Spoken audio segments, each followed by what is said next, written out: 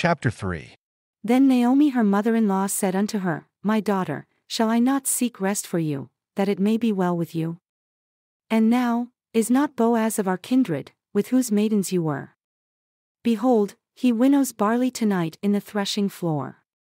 Wash yourself therefore and anoint you, and put your raiment upon you, and go down to the floor. But make not yourself known unto the man until he has finished eating and drinking. And it shall be, when he lies down, that you shall mark the place where he shall lie, and you shall go in, and uncover his feet, and lay down, and he will tell you what you shall do. And she said unto her, All that you say unto me, I will do. And she went down unto the floor and did according to all that her mother-in-law bid her. And when Boaz had eaten and drunk and his heart was merry, he went to lie down at the end of the heap of grain. And she came softly, and uncovered his feet, and laid herself down. And it came to pass at midnight that the man was afraid, and turned himself, and behold, a woman lay at his feet. And he said, Who are you?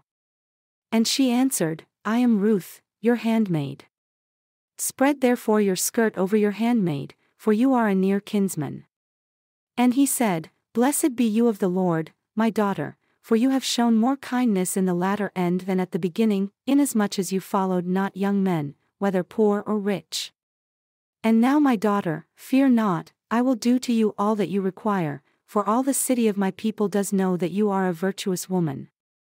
And now it is true that I am your near kinsman, nevertheless, there is a kinsman nearer than I. Stay this night, and it shall be in the morning that if he will perform unto you the part of a kinsman, well, let him do the kinsman's part. But if he will not do the part of a kinsman to you, then I will do the part of a kinsman to you, as the Lord lives. Lie down until the morning. And she lay at his feet until the morning, and she rose up before one could know another. And he said, Let it not be known that a woman came into the floor. Also he said, Bring the veil that you have upon you and hold it. And when she held it, he measured 6 measures of barley and laid it on her, and she went into the city. And when she came to her mother-in-law, she said, Who are you, my daughter? And she told her all that the man had done to her. And she said, These 6 measures of barley he gave me, for he said to me, Go not empty unto your mother-in-law. Then said she, Sit still, my daughter, until you know how the matter will fall. For the man will not be in rest until he has finished the thing this day. Then went Boaz up to the gate and sat himself down there. And behold, the kinsman of whom Boaz spoke came by, unto whom he said, Ho, such a one. Turn aside, sit down here. And he turned aside and sat down. And he took 10 men of the elders of the city, and said, Sit yourselves down here. And they sat down. And he said unto the kinsman, Naomi, that has come again out of the country of Moab, sells a parcel of land which was our brother Elimelech's. And I thought to advise you, saying, Buy it before the inhabitants and before the elders of my people.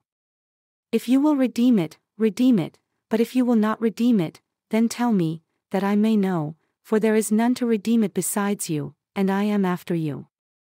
And he said, I will redeem it.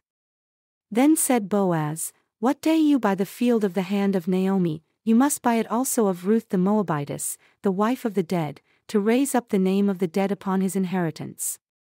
And the kinsman said, I cannot redeem it for myself, lest I mar my own inheritance. Redeem my right to yourself, for I cannot redeem it. Now this was the manner in former time in Israel, concerning redeeming and concerning changing, in order to confirm all things, a man plucked off his shoe and gave it to his neighbor, and this was a testimony in Israel. Therefore, the kinsman said unto Boaz, Buy it for yourself. So he drew off his shoe. And Boaz said unto the elders and unto all the people, You are witnesses this day that I have bought all that was Elimelech's, and all that was Chilion's and Mahlon's, of the hand of Naomi.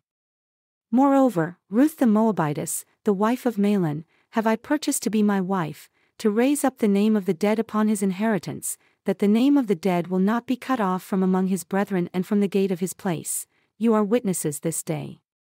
And all the people that were in the gate and the elders said, We are witnesses. The Lord make the woman that has come into your house like Rachel and like Leah, which two did build the house of Israel, and do you worthily in Ephrathah and be famous in Bethlehem. And let your house be like the house of Perez, whom Tamar bore unto Judah, of the seed which the Lord shall give to you of this young woman. So Boaz took Ruth, and she was his wife, and when he went in unto her, the Lord gave her conception and she bore a son. And the women said unto Naomi, Blessed be the Lord, who has not left you this day without a kinsman, that his name may be famous in Israel. And he shall be unto you a restorer of your life and a nourisher of your old age. For your daughter-in-law who loves you, who is better to you than 7 sons, has borne him. And Naomi took the child and laid it in her bosom, and became nurse unto it. And the women, her neighbors, gave it a name, saying, There is a son born to Naomi. And they called his name Obed, he is the father of Jesse, the father of David. Now these are the generations of Perez.